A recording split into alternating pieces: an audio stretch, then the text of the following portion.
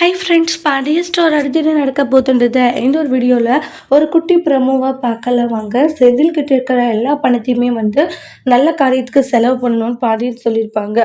அதை யோசிச்சுட்டே இருக்காங்க. யோசிச்சுட்டு நம்மளை இந்த மாதிரி மீனை இந்த நிலைமைக்கு ஆளாக்கிட்டாலேன்னு சொல்லிட்டு ரொம்பவே கவலையோடு இருந்துட்டு இருக்காங்க. அதுக்கப்புறமா பார்த்தீங்கன்னா ஆசிரமத்துக்கு, அதுக்கப்புறமா பிளாட்ஃபார்மில் இருக்கிறவங்களுக்கு இந்த மாதிரி நிறைய பேருக்கு செந்தில் அந்த பணத்தை கொடுத்துடுவாங்க. கொடுத்துட்டு மீனாவுடைய வீட்டுக்கு போய் உட்காடுறாங்க. அங்கே அவங்களுடைய அப்பா என்னாச்சு மாப்பிள்ளன்றாங்க. எல்லா விஷயத்தையுமே உங்க பொண்ணு மீனா வீட்டில் சொல்லிட்டா மாமான்றாங்க. என்ன மாப்பிள்ள சொல்லிட்டு இருக்கீங்க? நான் அவ்வளோ தூரம் சொல்லியுமே அவ சொல்லிட்டா மாமா. அதுக்கு அப்பா என்னை அடிச்சு வீட்டில் காசு வச்சுட்டு இருக்கிறத நல்ல நல்ல காரியத்துக்கு செலவு பண்ணணும்னு சொல்லிட்டாங்க. ஆசிரமத்துக்கு, பிளாட்ஃபார்ம்ல இருக்கிற எல்லாருக்குமே நான் அந்த பணத்தை கொடுத்துட்டேன் மாமான்றாங்க. மாப்பிள்ள கொடுக்கறதுக்கு முன்னாடி என்கிட்ட ஒரு வார்த்தை சொல்லியிருக்கலாம்ல மாப்பிள்ளன்றாங்க. நீங்க ஏன் மாப்பிள்ள இப்படி பண்ணீங்கன்றாங்க.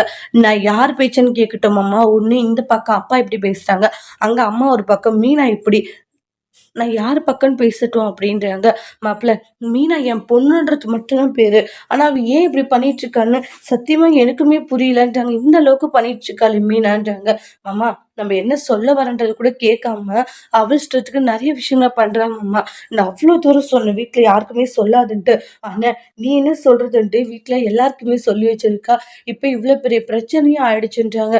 ஏன் தான் மீனா இப்படி நடந்துக்கிறான்னு எனக்கு புரியல மாமா அப்படின்ட்டு ரொம்பவே கவலையோடு இருந்துட்டு இருக்காங்க.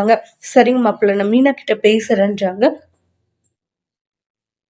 நீங்க கவலைப்படாதீங்க விடுங்க அப்படின்றாங்க. என்னவோ போங்க மாமா, மனசே சரியில்லை அப்படின்ட்டு எமோஷனலா ஃபீல் பண்றாங்க. மாப்பிள்ள இதெல்லாம் நினைச்சு ஃபீல் பண்ணாதீங்க, இன்னும் எவ்வளவோ இருக்கு பார்க்க வேண்டியது, விடுங்க அப்படின்னு சொல்லி சமாதானப்படுத்துறாங்க. அதோட இந்த ப்ரமோவை முடிச்சிருக்காங்க. இனி வரக்கூடிய எபிசோட்ல என்ன மாதிரி ஒரு டோஸ்ட் வர போகுதுன்ட்டு வெயிட் பண்ணி பார்க்கலாம். தேங்க்யூ.